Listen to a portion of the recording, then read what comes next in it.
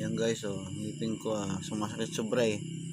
Wala man siyang butas po, kaya lang sumasakit siya. Kasi nagpasta kong ngipon noon, puro pasta. Ayun, talagang hindi ko matiis, talaga binunot ko siya guys, oh. Yan guys, oh.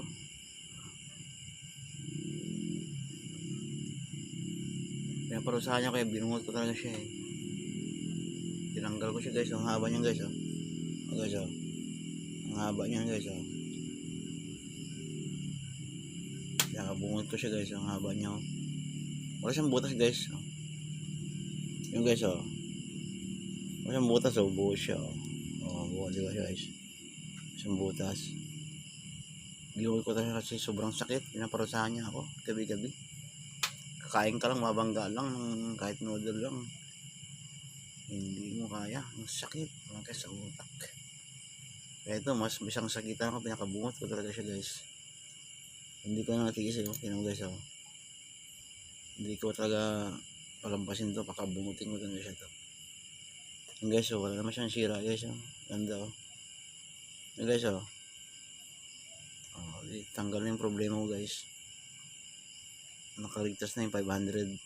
Isang ngipin 500 daw eh. Ito guys, ikutin nyo lang ngipin nyo. Pag bubungol kayo ng ngipin, ikutin mo lang, ikutin mo lang, ikutin lang. Huwag mong hilahin, ikutin lang.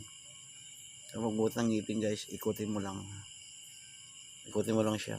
Puro ikot, ikot lang, ikot. Hanggang sa maputol yung ugat sa gilid. Ayan siya. Guys, oh. At di ka na magpabuot ng ngipin. Ugain mo lang, ugain. Tapos, ikutin mo siya guys. Ayan. Tanggalin sakit ng ngipin ko guys, oh. Bugal na nga ako guys, bugal na ako ngayon. Bungi na ako.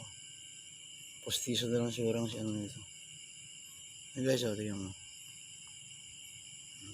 Wala siyang sira guys. Ilungot ko siya, oh. Wala, oh. Oh. Siyang sira. Ayan guys, oh. Guys, walang butas, oh. Wala naman, hindi naman butas yan. Wala siyang butas guys. Pero sira ng ano niya sa ano, sa may silong, may puno. Sobrang sakit yan guys, pinarusahan ako nito.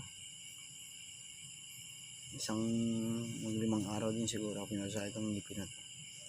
Kaya pinaganda ko, binungot ko talaga siya.